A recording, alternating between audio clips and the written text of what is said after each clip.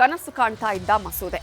3 ದಶಕಗಳಿಂದ ಹಕ್ಕುಗಳಿಗಾಗಿ ನಾರಿಯರು ಕೇಳ್ತಾ ಇದ್ದ ಕಾನೂನಿದು. 30 ವರ್ಷಗಳಲ್ಲಿ 4-5 ಸಲ ಮಸೂದೆಯನ್ನ ತಂದ್ರೂ ಜೀವ ಕೊಡಲಿಲ್ಲ. ಆದರೆ ಇವತ್ತು ಮೋದಿ ನೇತೃತ್ವದ NDA ಸರ್ಕಾರ ನಾರಿ ಶಕ್ತಿಗೆ ಮತ್ತೆ ಶಕ್ತಿ ತುಂಬಿದೆ. ಮಸೂದೆಯನ್ನ ಲೋಕಸಭೆಯಲ್ಲಿ ಮಂಡನೆ ಮಾಡಿದೆ. ಕೇಂದ್ರ ಕಾನೂನು ಸಚಿವ ಅರ್ಜುನ್ ರಾಮ್ ಮೇಘವಾಲ್ ಮಹಿಳಾ ಮೀಸಲಾತಿ ಮತ್ತು ಲೋಕಸಭೆ ಕ್ಷೇತ್ರಗಳ ಮರು ವಿಂಗಡಣೆಗೆ ಸಂಬಂಧಪಟ್ಟಂತಹ 3 ಮಸೂದೆಗಳನ್ನು ಲೋಕಸಭೆಯಲ್ಲಿ ಮಂಡನೆ ಮಾಡಿದ್ರು. ಒಂದು, ಸಂವಿಧಾನದ 131ನೇ ತಿದ್ದುಪಡಿ ಮಸೂದೆ 2026.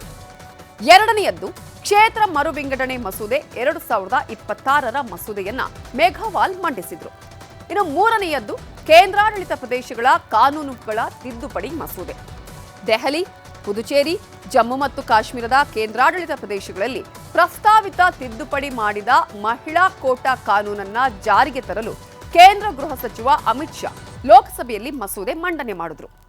3 ಮಸೂದೆಗಳ ಮಂಡನೆಯನ್ನ ತಕ್ಷಣವೇ ಮತಕ್ಕೂ ಹಾಕಲಾಯಿತು. ಬಹುತೇಕ ಸಂಸದರು ಚರ್ಚೆಗೆ ಒಪ್ಪಿಗೆ ನೀಡಿದ್ರು. ಮಹಿಳಾ ಮೀಸಲಾತಿ ಕಾನೂನು ತಿದ್ದುಪಡಿ ಹಾಗೂ ಕ್ಷೇತ್ರ ಪುನರ್ವಿಂಗಡಣೆ ಮಸೂದೆ ಅಂಗೀಕಾರಕ್ಕೆ ಮತದಾನ ಆಗಬೇಕು. ಈ ಮತದಾನ ನಾಳೆ ಅಂದ್ರೆ ಶುಕ್ರವಾರ ಸಂಜೆ 4 ಗಂಟೆಗೆ ಲೋಕಸಭೆಯಲ್ಲಿ ನಡೆಯಲಿದೆ. ಈಗಾಗಲೇ ಸ್ಪೀಕರ್ ಓಂ ಬಿರ್ಲಾ ಮತದಾನಕ್ಕೆ ಸಮಯವನ್ನು ನಿಗದಿ ಮಾಡಿದ್ದಾರೆ. ಹಾಗಿದ್ರೆ ಮಸೂದೆ ಪಾಸ್ ಆಗತ್ತಾ, ಫೇಲ್ ಆಗತ್ತಾ, ಬಲಾಬಲ ಎಷ್ಟಿದೆ ಅನ್ನೋದು ಅಷ್ಟೇ ಮುಖ್ಯವಾಗುತ್ತೆ. ನಾಳೆ ಮಸೂದೆ ಪಾಸ್ ಆಗಬೇಕು. ಹಾಗಿದ್ರೆ ಮಸೂದೆ ಪರವಾಗಿ ಸರ್ಕಾರದ ಶಕ್ತಿ ಎಷ್ಟು, ಮಸೂದೆಗಳನ್ನ ವಿರೋಧಿಸ್ತಾ ಇರುವ ಪ್ರತಿಪಕ್ಷಗಳ ಸಂಖ್ಯಾಬಲ ಎಷ್ಟು ಅನ್ನೋದನ್ನ ನೋಡೋಣ. ಲೋಕಸಭೆಯಲ್ಲಿ ಒಟ್ಟು ಪ್ರಸ್ತುತ ಸಂಖ್ಯೆ ಇರುವಂತದ್ದು 540. ಅಂದ್ರೆ 543ರಲ್ಲಿ 3 ಕ್ಷೇತ್ರಗಳು ಖಾಲಿ ಇದೆ. ಹಾಗಾಗಿ 540.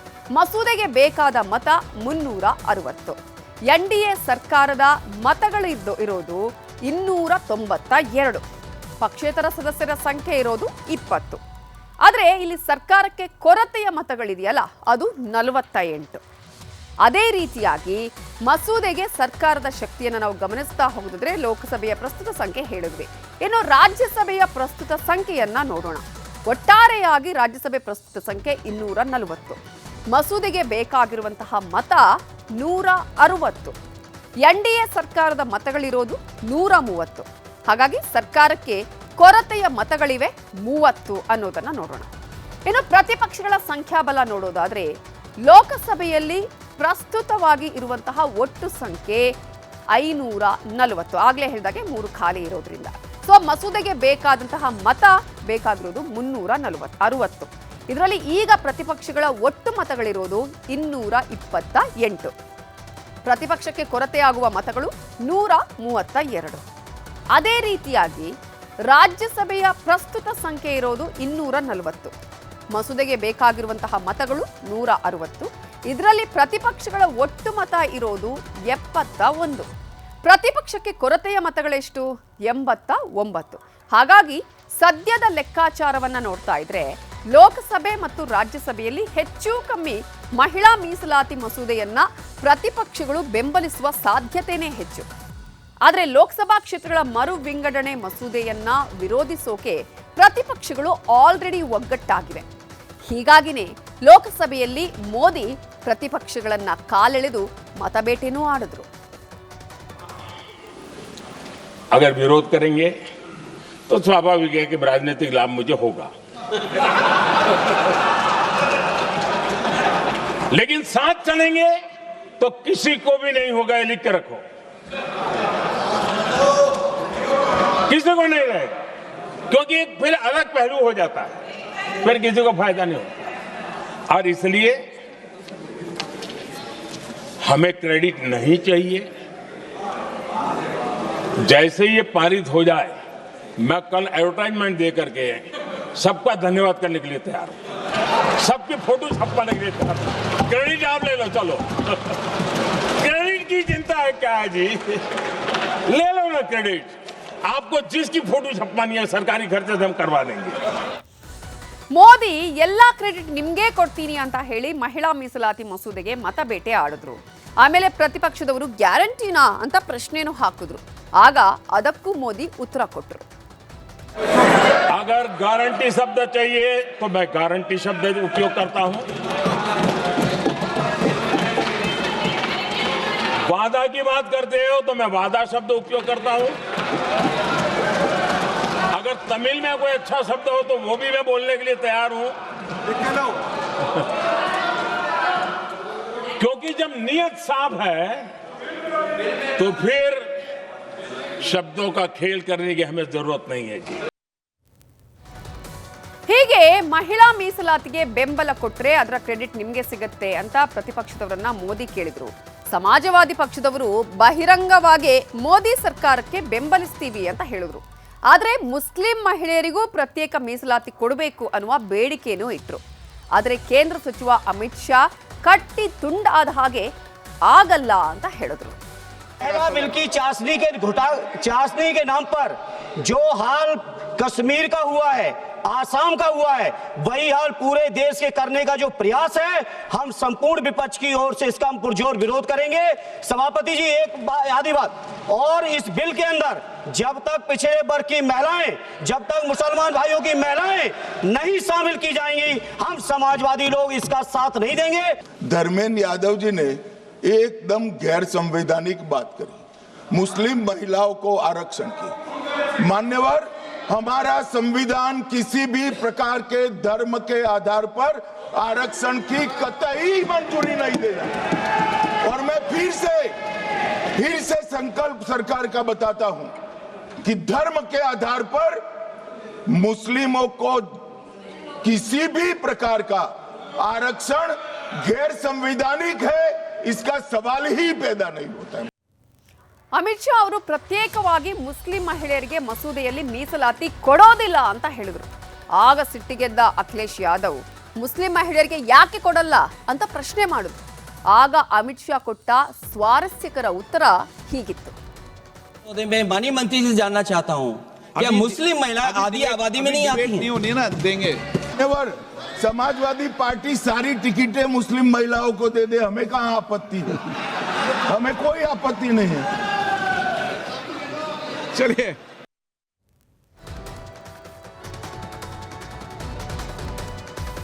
ಇನ್ನು ಮಹಿಳಾ ಮೀಸಲಾತಿ ಬಗ್ಗೆ ಪ್ರಿಯಾಂಕಾ ವಾದ್ರಾ ಕೇಳಿದ್ದು ಒಂದೇ ಪ್ರಶ್ನೆ. ಈಗಿರೋ 543 ಕ್ಷೇತ್ರಗಳಲ್ಲೇ ಯಾಕೆ 33% ಕೊಡ್ತಾ ಇಲ್ಲ ಅನ್ನೋದು.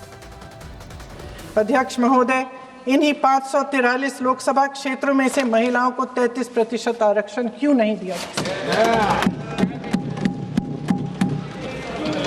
अगर पद खोने का डर नहीं है तो कुछ लोग अपना पद खोलें।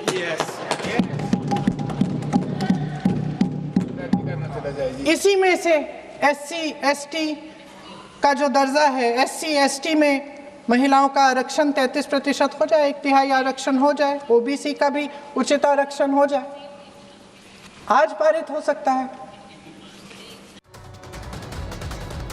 ಈಗ ಕ್ಷೇತ್ರಗಳ ಪುನರ್ವಿಂಗಡಣೆಯಿಂದ ಉತ್ತರ ದಕ್ಷಿಣ ಅದರಲ್ಲಿ ಅನ್ಯಾಯ ಆಗುತ್ತೆ ದಕ್ಷಿಣ ರಾಜ್ಯಗಳಿಗೆ ಅನ್ನುವಂತಹ ಮಾತುಗಳು ಕೂಡ ಕೇಳಿ ಬರ್ತಾ ಇದೆ. ಇದೇ ಕಾರಣಕ್ಕಾಗಿ ಪ್ರಧಾನಿ ನರೇಂದ್ರ ಮೋದಿ ಅವರು ಕೂಡ ಇವತ್ತು ಉತ್ತರ ಕೊಟ್ಟರು. ಅದೇ ರೀತಿಯಾಗಿ ಅನ್ಯಾಯ ಆಗಲ್ಲ ದಕ್ಷಿಣ ರಾಜ್ಯಗಳಿಗೆ ಅಂತ ಕೇಂದ್ರ ಗೃಹ ಸಚಿವ ಅಮಿತ್ ಶಾ ಅವರು ಕೂಡ ಉತ್ತರವನ್ನ ನೀಡಿದ್ರು. ಕ್ಷೇತ್ರ ಪುನರ್ವಿಂಗಡಣೆಯಿಂದ ದಕ್ಷಿಣದ ರಾಜ್ಯಗಳಿಗೆ ಅನ್ಯಾಯ ಆಗಲ್ಲ.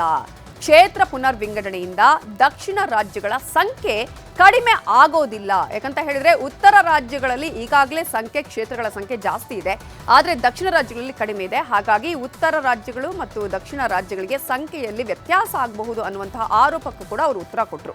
ದಕ್ಷಿಣ ರಾಜ್ಯಗಳ ಪ್ರಾತಿನಿಧ್ಯಕ್ಕೂ ಯಾವುದೇ ಧಕ್ಕೆ ಆಗೋದಿಲ್ಲ, ದಕ್ಷಿಣ ರಾಜ್ಯಗಳಿಗೆ ಯಾವುದೇ ರೀತಿಯ ತಾರತಮ್ಯ ಆಗೋದಿಲ್ಲ ಅನ್ನುವಂತಹ ವಿಚಾರವನ್ನ ಕೂಡ ಅಮಿತ್ ಶಾ ಅವರು ಹೇಳಿದರು. ಪ್ರಮುಖವಾಗಿ ಈಗಾಗಲೇ ಪ್ರಾತಿನಿಧ್ಯದ ವಿಚಾರ ಬರುವಂತಹ ಸಂದರ್ಭದಲ್ಲಿ ಯಾವುದೇ ರೀತಿಯಲ್ಲೂ ಕೂಡ ದಕ್ಷಿಣ ರಾಜ್ಯಗಳ ಪ್ರಾತಿನಿಧ್ಯಕ್ಕೂ ಕೂಡ ಧಕ್ಕೆ ಆಗೋದಿಲ್ಲ ಅನ್ನುವ ವಿಚಾರವನ್ನ ಹೇಳ್ತಾನೆ. ಒಕ್ಕೂಟ ವ್ಯವಸ್ಥೆಗೆ ಧಕ್ಕೆಯಾಗತ್ತೆ ಅನ್ನುವಂತಹ ಒಂದು ಗೊಂದಲ ಇದೆ, ಪ್ರತಿಪಕ್ಷಗಳು ಆ ವಿಚಾರವನ್ನ ಹೇಳ್ತಾ ಇದೆ. ಹಾಗಾಗಿ ಒಕ್ಕೂಟ ವ್ಯವಸ್ಥೆಗೆ ಧಕ್ಕೆಯಾಗತ್ತೆ ಅನ್ನುವಂತಹ ಗೊಂದಲ ಬೇಡ ಅನ್ನೋದನ್ನ ಕೂಡ ಅಮಿತ್ ಶಾ ಹೇಳಿದ್ರು. ಉತ್ತರ ದಕ್ಷಿಣ ಈ ರೀತಿಯಾಗಿ ನಾವು ಯಾವುದೇ ಕಾರಣಕ್ಕೂ ಭೇದ ಭಾವ ಮಾಡ್ತಾ ಇಲ್ಲ ಅಂತ ಅಮಿತ್ ಶಾ ಅವರು ಉತ್ತರವನ್ನ ಕೊಟ್ಟರು. ಇಷ್ಟು ಮಾತ್ರ ಅಲ್ಲ, ಇನ್ನು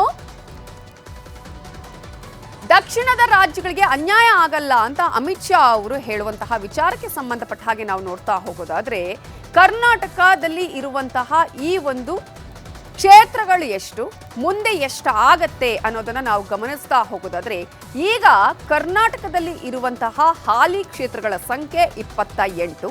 ಮುಂದೆ 33 ಈಗಾಗಲೇ ಈ ಒಂದು ಕ್ಷೇತ್ರ ಪುನರ್ ವಿಂಗಡಣೆ ಆದ ನಂತರ 42 ಕ್ಷೇತ್ರಗಳು ಏರಿಕೆಯಾಗುತ್ತೆ. ಅಂದ್ರೆ ಪ್ರಾತಿನಿಧ್ಯತೆಯ ಬಗ್ಗೆ ನೋಡೋದಾದ್ರೆ 5.14% ಪ್ರಾತಿನಿಧ್ಯತೆ ಸಿಗತ್ತೆ ಅನ್ನೋದನ್ನ ನಾವು ಗಮನಿಸಬೇಕಾಗತ್ತೆ. ಇದು ಕರ್ನಾಟಕ. ತಮಿಳುನಾಡಲ್ಲಿ ಈಗ ಹಾಲಿ ಇರುವಂತಹ ಕ್ಷೇತ್ರಗಳ ಸಂಖ್ಯೆ 39. ಆದ್ರೆ ಮುಂದೆ ಈ ಒಂದು ಕ್ಷೇತ್ರ ಪುನರ್ ವಿಂಗಡಣೆ ಆದ್ರೆ ಆವಾಗ 59 ಕ್ಷೇತ್ರಗಳಿಗೆ ಏರಿಕೆಯಾಗತ್ತೆ. ಪ್ರಾತಿನಿಧ್ಯತಾ ಶೇಕಡವಾರು ನೋಡೋದಾದ್ರೆ 7.23. ಇನ್ನು ಆಂಧ್ರ ಪ್ರದೇಶದಲ್ಲಿ ಹಾಲಿ ಇರುವಂತಹ ಲೋಕಸಭಾ ಕ್ಷೇತ್ರಗಳ ಸಂಖ್ಯೆ 25. ಮುಂದೆ ಕ್ಷೇತ್ರ ಪುನರ್ ವಿಂಗಡಣೆ ಆದ ಬಳಿಕ 38ಕ್ಕೆ ಏರಿಕೆಯಾಗುತ್ತೆ. ಪ್ರಾತಿನಿಧ್ಯತೆ 4.65 ಅನ್ನೋದನ್ನ ನಾವು ಗಮನಿಸಬೇಕಾಗತ್ತೆ. ಅದೇ ರೀತಿಯಾಗಿ ಮತ್ತೊಂದು ದಕ್ಷಿಣದ ರಾಜ್ಯ ತೆಲಂಗಾಣ, ಹಾಲಿ ಲೋಕಸಭಾ ಕ್ಷೇತ್ರಗಳು ಇರೋದು 17 ಕ್ಷೇತ್ರಗಳು. ಮುಂದೆ ಈ ಒಂದು ಕ್ಷೇತ್ರ ಪುನರ್ ವಿಂಗಡಣೆ ಆದ ಬಳಿಕ 26 ಕ್ಷೇತ್ರಗಳಿಗೆ ಏರಿಕೆಯಾಗುತ್ತೆ. 3.18% ಪ್ರಾತಿನಿಧ್ಯತೆಯನ್ನ ನಾವಿಲ್ಲಿ ಗಮನಿಸಬಹುದು. ಈ ವಿಚಾರಕ್ಕೆ ಸಂಬಂಧಪಟ್ಟ ಹಾಗೆಯೇ ಕೇಂದ್ರ ಗೃಹ ಸಚಿವ ಅಮಿತ್ ಶಾ ಈ ವಿಚಾರವನ್ನ ಹೇಳಿದ್ರು. एक बिल पारित होने के बाद, संविधान संशोधन होने के बाद कर्नाटक की संख्या हो जाएगी 28 से बढ़कर 42 और प्रतिशत लोकसभा में 816 में हो जाएगा 5.14. तो जरा भी नुकसान कर्नाटक को नहीं होगा. दूसरा राज्य है आंध्र प्रदेश. इनकी अभी 25 सीटें हैं आंध्र प्रदेश की, और अब की स्थिति में उसका प्रतिशत प्रतिनिधित्व 4.60 है, 4.60. अब इसमें भी 50% लगभग वृद्धि होगी, तो सीटें हो जाएगी 38 और 4.60 की जगह 4.65% उनकी शक्ति हो जाएगी. तेलंगाना में 17 सीटें हैं अभी, और उनकी शक्ति 543 के सदन में प्रतिशत 3.13 है. अब उसमें 50% की वृद्धि होगी और सीटें हो जाएगी 26 और 3.13 की जगह 3.18% उनकी क्षमता. तमिलनाडु, इतने सारे लोग काले कपड़े पहनकर आए हैं. मैं तमिलनाडु की जनता को भी आश्वस्त करना चाहता हूं कि आपकी शक्ति कम नहीं होगी, बढ़ रही है. मान्यवर, अभी 39 सांसद तमिलनाडु राज्य से चुनकर यहां आते हैं और ಇದಿಷ್ಟು ಮಹಿಳಾ ಮೀಸಲಾತಿ ಮಸೂದೆಯ ಬಗ್ಗೆ ಲೋಕಸಭೆಯಲ್ಲಿ ನಡೆದ ಗಮನಾರ್ಹ ಚರ್ಚೆಗಳು. ನಾಳೆ ಸಂಜೆ 4 ಗಂಟೆಗೆ ಮಹಿಳಾ ಮೀಸಲಾತಿ ಮಸೂದೆಗೆ ಮತದಾನ ಆಗತ್ತೆ. ನಾರಿ ಶಕ್ತಿಯನ್ನ ಯಾವ ಪಕ್ಷಗಳು ವಿರೋಧಿಸಲ್ಲ ಅನ್ನೋದು ಎಲ್ಲರ ನಂಬಿಕೆಯಾಗಿದೆ. ಇನ್ನು ದೇಶದ ಮಹಿಳೆಯರಿಗೆ 33% ಮೀಸಲಾತಿ ಸಿಗೋದು ಬಹುತೇಕ ಕನ್ಫರ್ಮ್.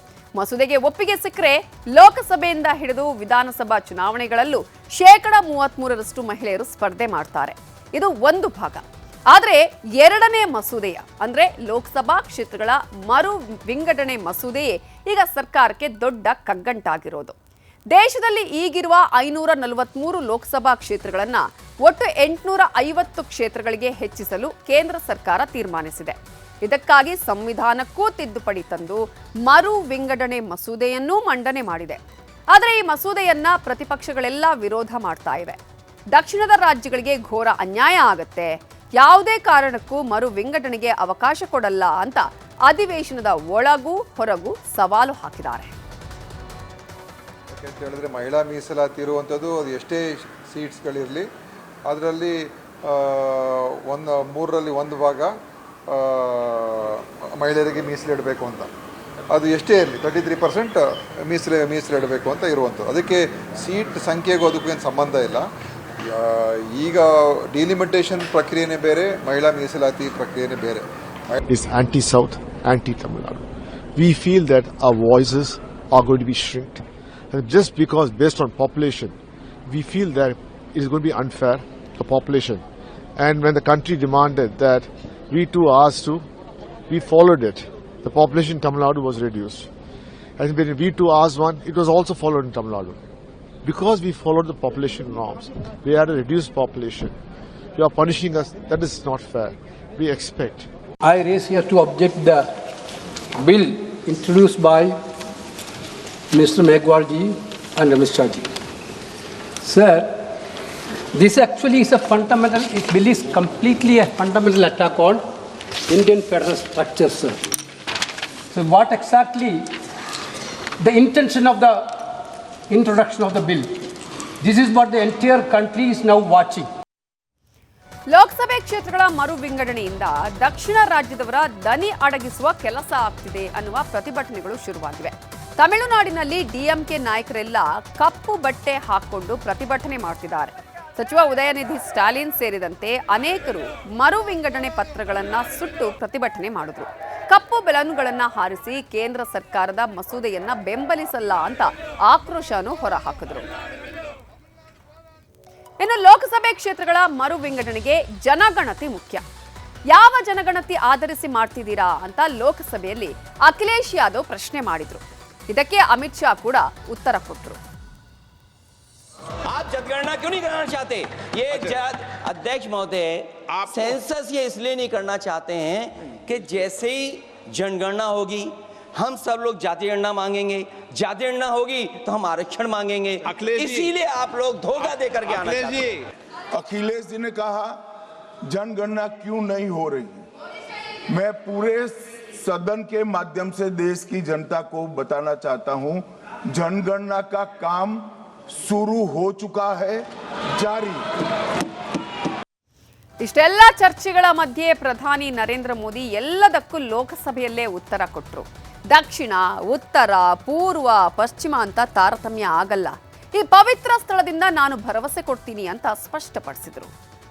इस पवित्र जगह से कहना चाहता हूं, चाहे दक्षिण हो, उत्तर हो, पूर्व हो, पश्चिम हो, छोटे राज्य हो, बड़े राज्य हो, मैं आज एक जिम्मेवारी से कहना चाहता हूं कि निर्णय प्रक्रिया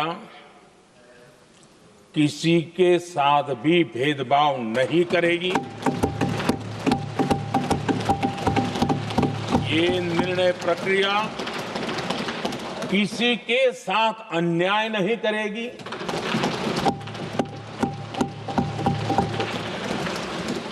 भूतकाल में जो सरकारें रही और जिनके कालखंड में जो परिसीमन हुआ और जो अनुपात उस समय से चला आ रहा है, उस अनुपात में भी कोई बदलाव नहीं होगा और वृद्धि भी उसी अनुपात में होगी। ಒಂದ್ ಕಡೆ ಲೋಕಸಭಾ ಕ್ಷೇತ್ರಗಳನ್ನ 543ರಿಂದ 850ಕ್ಕೆ ಏರಿಕೆ ಮಾಡಲು ಮೋದಿ ಸರ್ಕಾರ ರೆಡಿಯಾಗಿದೆ. ಪ್ರತಿಪಕ್ಷಗಳು ಇದಕ್ಕೆ ವಿರೋಧವನ್ನ ವ್ಯಕ್ತಪಡಿಸುತ್ತಿವೆ. ಆದರೆ ಕಾಂಗ್ರೆಸ್ ಶಾಸಕ ಲಕ್ಷ್ಮಣ್ ಸವದಿ ಮೋದಿ ಸರ್ಕಾರದ ನಿರ್ಧಾರಕ್ಕೆ ಜೈ ಜೈ ಅಂತ ಹೇಳಿದ್ದಾರೆ. ಮಹಿಳಾ ರಿಸರ್ವೇಷನ್ ಕೂಡ ಈಗಾಗಲೇ ಪಾಸ್ ಆಗಿರ್ತಕ್ಕಂಥದ್ದು. ನನಗನ್ಸುತ್ತೆ ಎಷ್ಟು ಮಹಿಳಾ ಕ್ಷೇತ್ರಗಳು 33% ಆಗಿದೆ, ಅಷ್ಟು ಲೋಕಸಭಾ ಕ್ಷೇತ್ರಗಳು ಹೆಚ್ಚಾಗ್ತಾವೆ ಅಂತಕ್ಕಂಥದ್ದು ನಮಗೆ ಮೇಲ್ನೋಟಕ್ಕೆ ಕಾಣುತ್ತೆ. ಅದಾಗೋದ್ರಿಂದ ಜನಪ್ರತಿನಿಧಿಗಾದವರಿಗೆ ಸ್ವಲ್ಪ ಕೆಲಸ ಮಾಡಲಿಕ್ಕೆ, ಓಡಾಡಲಿಕ್ಕೆ ಒಂದು ಅನುಕೂಲ ಆಗ್ತಿದೆ ಅಂತ ನನ್ನ ಭಾವನೆ. ಯಾಕಂತಂದರೆ ಮತದಾರ ಕ್ಷೇತ್ರ ಭಾಳ ದೊಡ್ಡದಾಗೋದ್ರಿಂದ ಜನರ ಸಂಪರ್ಕ ಆಗಲಿ, ಜನರನ್ನ ಭೇಟಿ ಆಗೋದಾಗಲಿ, ಮತದಾರರಿಗೆ ಭೇಟಿ ಆಗೋದಾಗಲಿ ಸ್ವಲ್ಪ ಕಷ್ಟ ಸಾಧ್ಯ. ಅದು ಜನಸಂಖ್ಯೆ ಕಡಿಮೆ ಆಗೋದ್ರಿಂದ ಸ್ವಲ್ಪ ಜನಸಂಪರ್ಕಕ್ಕೆ ಅದು. ನಿಜಕ್ಕೂ ಲೋಕಸಭಾ ಕ್ಷೇತ್ರಗಳ ಮರು ವಿಂಗಡಣೆ ಆಗಬೇಕಾ? ಆದರೆ ದಕ್ಷಿಣಕ್ಕೆ ಸಿಗುವ ಸ್ಥಾನಗಳೆಷ್ಟು, ಉತ್ತರ ಭಾರತಕ್ಕೆ ಸಿಗುವ ಸ್ಥಾನಗಳೆಷ್ಟು ಅನ್ನೋದು ಮುಖ್ಯ ಆಗುತ್ತೆ. ಈಗ ಮರು ವಿಂಗಡಣೆಯ ಲೆಕ್ಕ ನೋಡೋಣ. ಲೋಕಸಭೆಯ ವಿಚಾರವನ್ನೇ ನಾವು ಗಮನಿಸ್ತಾ ಹೋಗೋದಾದ್ರೆ ಉತ್ತರದ ರಾಜ್ಯಗಳ ಬಲವನ್ನ ನೋಡೋಣ, 395. ಈಗ ಇನ್ನು ಮುಂದೆ ಇರುವಂಥದ್ದು ಈಗ 220, ಅಂದರೆ ಒಟ್ಟಾರೆಯಾಗಿ 125 ಜಾಸ್ತಿಯಾಗಿ 613 ಆಗುತ್ತೆ. ದಕ್ಷಿಣದ ಬಲವನ್ನು ನಾವು ಗಮನಿಸಿದ್ರೆ ಈಗ ಇರೋದು 129.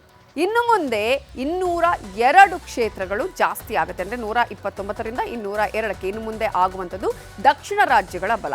ಕೇಂದ್ರಾಡಳಿತ ಪ್ರದೇಶವನ್ನು ನಾವು ಗಮನಿಸಿದ್ರೆ ಈಗ ಇರೋದು 19, ಆದರೆ ಇನ್ನು ಮುಂದೆ 35 ಕ್ಷೇತ್ರಗಳಾಗುತ್ತೆ. ಈಗ ಒಟ್ಟಾರೆಯಾಗಿ ಇರುವಂತಹ ಲೋಕಸಭಾ ಕ್ಷೇತ್ರಗಳು 543. ಆದರೆ ಇನ್ನು ಮುಂದೆ 850 ಆಗುತ್ತೆ. 815 ಪ್ಲಸ್ 35 ಕೇಂದ್ರಾಡಳಿತ ಪ್ರದೇಶಗಳು ಸೇರಿ ಒಟ್ಟಾರೆಯಾಗಿ 850 ಆಗುತ್ತೆ. ಮಹಿಳೆಯರಿಗೆ ಈಗ ಇರುವಂತಹ ಶೇಕಡವಾರು ಕ್ಷೇತ್ರಗಳ ಸಂಖ್ಯೆ ನೋಡೋದಾದ್ರೆ ಕೇವಲ 15% ಮಾತ್ರ. ಇನ್ನು ಮುಂದೆ ಮಹಿಳೆಯರಿಗೆ 33%ನಷ್ಟು ಕ್ಷೇತ್ರಗಳು ಸಿಗುವಂತಹ ಚಾನ್ಸಸ್ ಕೂಡ ಇದೆ. ಅದೇ ಕಾರಣಕ್ಕಾಗಿ ಒಂದು ಕಡೆ ಕ್ಷೇತ್ರದ ಪುನರ್ವಿಂಗಡಣೆ, ಮತ್ತೊಂದು ಕಡೆ 33% ಮಹಿಳಾ ಮೀಸಲಾತಿ ಆದರೆ ಬಲಾಬಲ ಯಾವ ರೀತಿ ಆಗಿರುತ್ತೆ ಅನ್ನುವಂತಹ ಚರ್ಚೆಯೇ ಲೋಕಸಭೆಯಲ್ಲಿ ನಡೀತಾ ಇರೋದು. ಇನ್ನು ನಾಳೆ ಸಂಜೆ 4 ಗಂಟೆಗೆ ನಿಜಕ್ಕೂ ಕ್ಷೇತ್ರ ಮರು ವಿಂಗಡಣೆ ಮಸೂದೆಗೆ ಮತಗಳು ಸಿಗತ್ತಾ, ಪಾಸ್ ಆಗತ್ತಾ ಅನ್ನೋದು ಸದ್ಯಕ್ಕಿರುವಂತಹ ಕುತೂಹಲವಾಗಿದೆ. ಇನ್ನು ನಮ್ಮ ನ್ಯಾಯಾಂಗ ವ್ಯವಸ್ಥೆ ಮೇಲೆ ಇವತ್ತಿಗೂ ಜನ ನಂಬಿಕೆ ಇಟ್ಕೊಂಡಿರೋದು ಇದೇ ಕಾರಣಕ್ಕೆ. ಕೋರ್ಟ್ ಕಟಕಟೆಯಲ್ಲಿ ನಿಂತಾಗ ಮೇಲು ಕೀಳು ಅನ್ನೋದಿಲ್ಲ, ಬಡವ ಶ್ರೀಮಂತ ಅನ್ನೋದನ್ನೂ ನೋಡಲ್ಲ. ಮಾಡಿದ ಪಾಪಕ್ಕೆ ತಕ್ಕ ಪ್ರತಿಫಲ ಅನುಭವಿಸಲೇಬೇಕು. ಅದು ಆಳಾದರೂ ಸರಿ, ಅರಸನಾದರೂ ಸರಿ. ಈಗ ಶಾಸಕ ವಿನಯ್ ಕುಲಕರ್ಣಿ ವಿಷಯದಲ್ಲೂ ಕೂಡ ಅದುವೇ ಆಗಿದೆ. ಯೋಗೇಶ್ ಗೌಡ ಕೊಲೆ ಕೇಸ್ನ ಸುಳಿಯಲ್ಲಿ ಸಿಲುಕಿದ್ದ ವಿನಯ್ ಕುಲಕರ್ಣಿಗೆ ಕಾನೂನಿನ ಕುಣಿಕೆ ಬಿಗಿದುಕೊಂಡಿದೆ. ಈಗಾಗಲೇ 17 ಜನರ ಜೊತೆ ವಿನಯ್ ಕುಲಕರ್ಣಿ ಸಹ ದೋಷಿ ಅಂತ ತೀರ್ಪು ಕೊಟ್ಟಾಗಿದೆ. ಇನ್ನೇನಿದ್ರೂ ಜೀವಾವಧಿ ಶಿಕ್ಷೆಯೋ, ಕ್ಷಮೆಯೇ ಇಲ್ಲದ ಜೀವಿತ ಅವಧಿಯೋ ಅನ್ನೋದಷ್ಟೇ ಗೊತ್ತಾಗಬೇಕಾಗಿದೆ. ಅಪರಾಧಿಗಳಿಗೆ ಶಿಕ್ಷೆಯ ಪ್ರಮಾಣ ಪ್ರಕಟವನ್ನ ಇವತ್ತಿಗೆ ಮುಂದೂಡಲಾಗಿತ್ತು. ಹೀಗಾಗಿ ಅಪರಾಧಿಗಳನ್ನ ಕೋರ್ಟ್ಗೂ ಕರ್ಕೊಂಡು ಬಂದ್ರು. ಎಲ್ಲ ಅಪರಾಧಿಗಳಿಗೂ ಕಠಿಣ ಶಿಕ್ಷೆ ಆಗಬೇಕು ಅನ್ನುವ ವಾದವೂ ಕೂಡ ಶುರುವಾಯಿತು. ಅತ್ಯಂತ ಭೀಕರವಾಗಿ ಯೋಗೇಶ್ ಗೌಡನ ಕೊಲೆ ಮಾಡಿದ್ದಾರೆ. ಸಾಕ್ಷ್ಯಗಳನ್ನ ತಿರುಚಿದ್ದಾರೆ. ಸಾಕ್ಷಿಗಳಿಗೆ ಬೆದರಿಕೆ ಹಾಕಿದ್ದಾರೆ. ಹಣದ ಆಮಿಷ ಒಡ್ಡಿದ್ದಲ್ಲದೆ ಶಾಸಕ ಸಚಿವ ಸ್ಥಾನ ದುರ್ಬಳಕೆ ಮಾಡಿಕೊಂಡಿದ್ದಾರೆ. ಶಾಸಕರಾಗಿ ಕಾನೂನು ಕೈಗೆತ್ಕೊಂಡು ಕೊಲೆ ಮಾಡಿಸಿದ್ದಾರೆ. ನ್ಯಾಯಾಂಗ ವ್ಯವಸ್ಥೆ ಮೇಲೆ ಇವರಿಗೆ ಸ್ವಲ್ಪವೂ ಭಯವಿಲ್ಲ. ಪೊಲೀಸರನ್ನು ದುರ್ಬಳಕೆ ಮಾಡಿಕೊಂಡಿದ್ದಾರೆ. ಅಪರಾಧಿಗಳಿಗೆ ಕಠಿಣ ಶಿಕ್ಷೆಯಾಗಲೇಬೇಕು. ಕಾನೂನಿನಲ್ಲಿ ಯಾವ ಗರಿಷ್ಠ ಶಿಕ್ಷೆ ಇದೆಯೋ ಅದನ್ನ ನೀಡಬೇಕು ಅಂತ ವಾದ ಮಂಡಿಸಿದ್ರು. ಆಮೇಲೆ ಪ್ರತಿವಾದ ಮಂಡಿಸಿದ ವಿನಯ್ ಕುಲಕರ್ಣಿ ಪರ ವಕೀಲರು ಶ್ಯಾಮ್ ಸುಂದರ್ ಕಡಿಮೆ ಶಿಕ್ಷೆ ಕೊಡಬೇಕು ಅಂತ ಕಾರಣಗಳನ್ನು ಕೊಟ್ರು. ಯಾರನ್ನೂ ಸಾಯೋವರೆಗೂ ಜೈಲಲ್ಲಿ ನೋಡೋಕ್ಕಾಗಲ್ಲ. ಆರೋಪಿ ವಿನಯ್ ಈಗಾಗಲೇ ತುಂಬಾ ನೊಂದಿದ್ದಾರೆ. ಸಾವಿರಾರು ಜನ ಅವರ ಮೇಲೆ ನಂಬಿಕೆ ಇಟ್ಟಿದ್ದಾರೆ. ಒಳ್ಳೆ ಗುಣ ಇರೋ ವ್ಯಕ್ತಿ ಅಂತ ಅನ್ನಿಸ್ಕೊಂಡಿದ್ದಾರೆ. ಫಾರ್ಮ್ನಲ್ಲಿ 3,000 ಹಸುಗಳನ್ನು ಸಾಕಿದ್ದಾರೆ. ವಿನಯ್ ಕುಲಕರ್ಣಿಗೆ ಚಿಕ್ಕ ಮಗ ಇದ್ದಾನೆ. ಜೀವಾವಧಿ ಶಿಕ್ಷೆ ಕೊಟ್ಟರೆ ಎಂಥವರೂ ಬದಲಾಗ್ತಾರೆ. ಹೀಗಾಗಿ ಸುಧಾರಣೆಗೆ ಅವಕಾಶ ಇರೋ ಶಿಕ್ಷೆ ನೀಡಿ. ಹೀಗೆ ವಕೀಲರ ವಾದ ಪ್ರತಿವಾದ ಮುಗಿತಿದ್ದಂತೆ ಜಡ್ಜ್ ಎಲ್ಲ ಅಪರಾಧಿಗಳ ಹತ್ರನೂ ಎಷ್ಟು ಶಿಕ್ಷೆ ಆಗಬೇಕು ನಿಮಗೆ ಹೇಳಿ ಅಂತ ಪ್ರಶ್ನೆಯನ್ನ ಕೇಳಿದ್ರು. 17 ಆರೋಪಿಗಳನ್ನು ಕೇಳಿದ್ರು. ವಿನಯ್ ಕುಲಕರ್ಣಿ ಜಡ್ಜ್ ಮುಂದೆ ಕಣ್ಣೀರಿಟ್ರೆ ಉಳಿದವರು ಅವರವರ ಕಥೆಗಳನ್ನ ಹೇಳಿದ್ರು. ಈ ಒಂದು ವಿಚಾರದಲ್ಲಿ ಈಗ ಅಪರಾಧಿ ವಿನಯ್ ಕುಲಕರ್ಣಿ ಇದು ರಾಜಕೀಯ ಪ್ರೇರಿತ, ಪಿತೂರಿ ಸರ್, ಬೇಕಿದ್ರೆ ಧಾರವಾಡದ ಜನರನ್ನೇ ಕೇಳಿ ಅಂತ ಕೇಳಿದ್ರು.